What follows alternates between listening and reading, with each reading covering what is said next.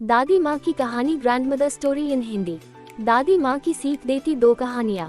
जब हम छोटे थे तब हम सबका बचपन दादी माँ के पास ज़्यादा से ज़्यादा वक्त गुजरता था और फिर दादी माँ से हमें ऐसे अनेकों कहानियाँ सुनने को मिलती थी जो कि बहुत मनोरंजक और सीख देने वाली होती थी। तो ऐसे में आप भी दादी माँ की कहानी सुनना चाहते हैं तो आज हम आपके लिए दादी माँ की कहानी लेकर आए हैं, जिन्हें पढ़कर आप इन कहानियों से अच्छी सीख ले सकते हैं। तो चलिए दादी माँ की कहानियों को जानते हैं।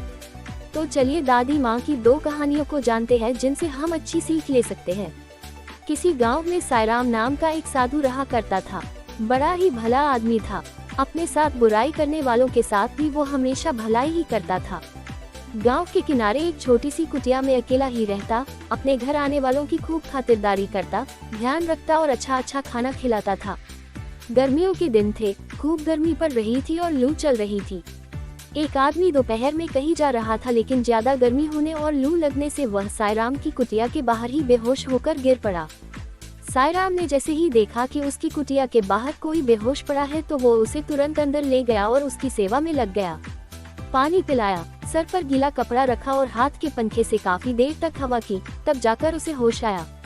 होश आने पर उस आदमी ने साईराम से कहा कि मैं बहुत भूखा हूँ, कृपया करके कुछ खाने को दे दीजिए। साईराम ने कहा ठीक है, मुझे थोड़ा सा समय दीजिए। कुछ ही मिनट में साईराम ने बहुत बढ़िया ताजे पकवान खाने के लिए परोस दिए। उसने ताबड़तोड़ खाना खाया और फटाफट सारे पर पकवान चख कर गया। वह आदमी एक चोर था जो दोपहर में सुनसान देखकर चोरी करने के लिए निकला था। खाना खाने के बाद चोर को इस बात की हैरानी हुई कि साईराम ने इतनी जल्दी खाना कैसे तैयार कर लिया। उसने साईराम से पूछा, महाराज जी यह बताएं आपने इतने कम समय में खाना कैसे तैयार कर लिया। साईराम ने चोर को बताया कि मेरे पास एक चमत्कारी थाली है। इस थाली की मदद से मैं पल भर में जो भी जी चाहे खाने के लिए बना सकता हूँ। चोर ने हैरान होकर पूछा, क्या आप मुझे वह थाली दिखा सकते हैं? मैं ये सब अपनी आंखों से देखना चाहता हूँ। साईराम अंदर गया, एक थाली लाकर चोर के आगे रखी और कहा, मुझे केले चाहिए। थाली तुरंत केलों से भर गई। चोर हैरान रह गया और उसके मन में थाली के लिए लालच पैदा हो गया। उसने साधु से पूछा, मान्यवर क्या मैं आज रात आपकी कुटिया में रुक सकता हूँ? साधु एकदम से राजी हो गया। जब साधु गहरी नींद में सो रहा था तो चोर ने थाली उठाई और वहाँ से चंपत हो गया। थाली चुराकर चोर सोच रहा था कि अब तो मेरी मौज ही मौज है, जो भी जी चाहे थाली से मान लूंगा।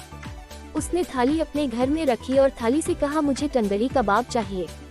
मगर थाली में कुछ नहीं आया। फिर उसने कहा, मुझे मलाई चाप चाहिए। थाली अभी खाली थी। चोर ने कहा, सेब ला के दो। थाली में फिर भी कुछ नहीं आया। चोर को जितनी भी खाने की चीजों के नाम याद थे उसने सब बोल डाले, लेकिन थाली खाली की खाली ही रही।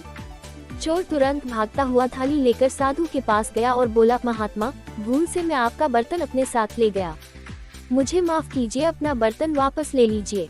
साईराम बिल्कुल नाराज नहीं हुआ। बर्तन लेकर साईराम ने उसी समय कई अच्छे पकवान बर्तन से देने को कहा और बर्तन में तुरंत वह आ गए। साईराम ने चोर को एक बार फिर बढ़िया खाना खिलाया। चोर फिर हैरान हो गया और अपनी उत्सुकता को रोक नहीं पाया। उसने साधु से पूछा, महाराज जब ये बर्तन मेरे पास था तब इसने कोई काम नहीं किया। मैंने इससे बहुत सारे पकवान मांगे मगर इसने मुझे कुछ नहीं दिया। साधु ने कहा, भाई देखो, जब तक मैं जिंदा हूँ तब तक ये बर्तन किसी और के काम नहीं आ सकता। मेरे मरने के बाद ही कोई और इसे उपयोग कर पाएगा। बर्तन के चमत्कार का भेद पाकर चोर मन ही मन बहुत खुश हुआ। सोच रहा था कि अब तो मैं इस महात्मा का खात्मा करके बर्तन का फायदा उठाऊंगा।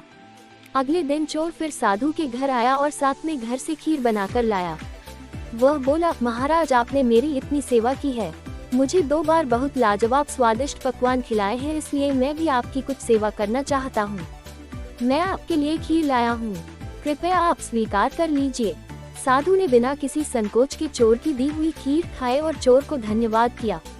कहा, तुम्हारी खीर बहुत ही स्वादिष्ट बनी है। चोर खीर में जहर मिलाकर लाया था। खीर खिलाकर चोर वापस अपने घर चला गया। रात होने पर वापस साधु की कुटिया में आया, थाली को फिर से चुराने के लिए। उसे पक्का यकीन था कि जहर से अब तक तो साधु का काम तमाम हो चुका होगा। चोर जैसे ही थाली की ओर बढ़ा तो उसे किसी चीज से ठोकर लगी। आवाज सुनकर साईराम ने आंखें खोली और उठकर चारपाई पर बैठ गया। बोला, कौन है भाई? चोर की हैरानी का तो ठिकाना ही नहीं रहा। वह बड़ी हैरानी से बोला, महाराज आप अभी तक जीवित हैं। साधु बोला, भाई तुमने कैसे सोच लिया कि मैं जीवित नहीं हूँ? चोर ने कहा, मैंने दोपहर में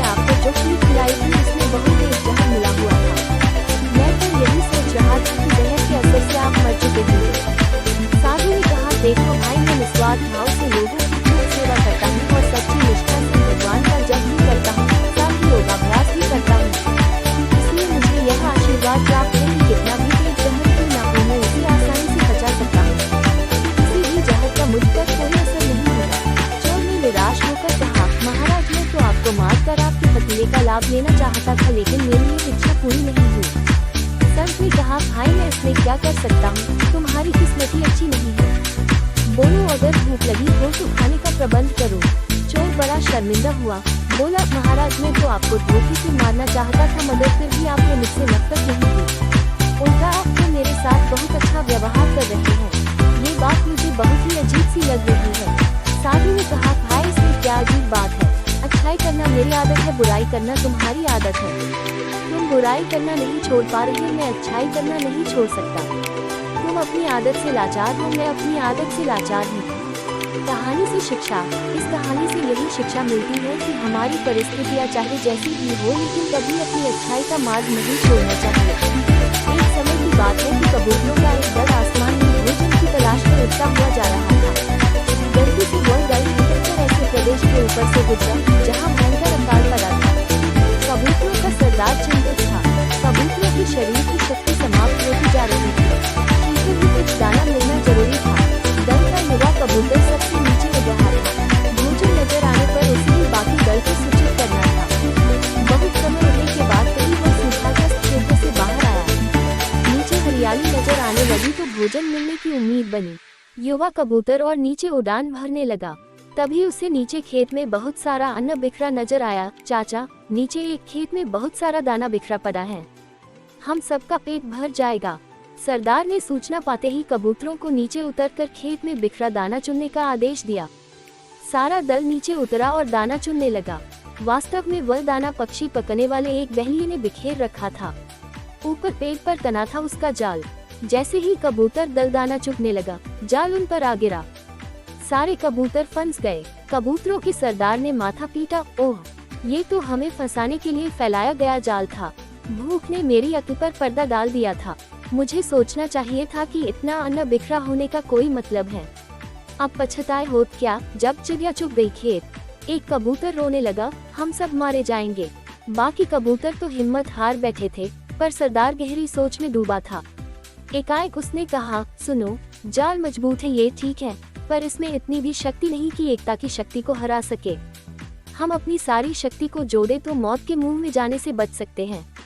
युवा कबूतर फफड़ाया, चाचा साफ साफ बताओ तुम क्या कहना चाहते हो। जाल ने हमें तोड़ रखा है, शक्ति कैसे जोड़े। सरदार बोला, तुम सब चोंच से जाल को पकाओ, फिर जब मैं फुर कहूँ तो एक साथ जोर लगा कर उड़ना। सबने ऐसा ही किया। तभी जाल बिछाने वाला बहेलिया आता नजर आया। जाल में कबूतर को फंसा देख उसकी आंखें चमकी। हाथ में पका डंडा उसने मजबूती से पका व जाल की ओर दौड़ा।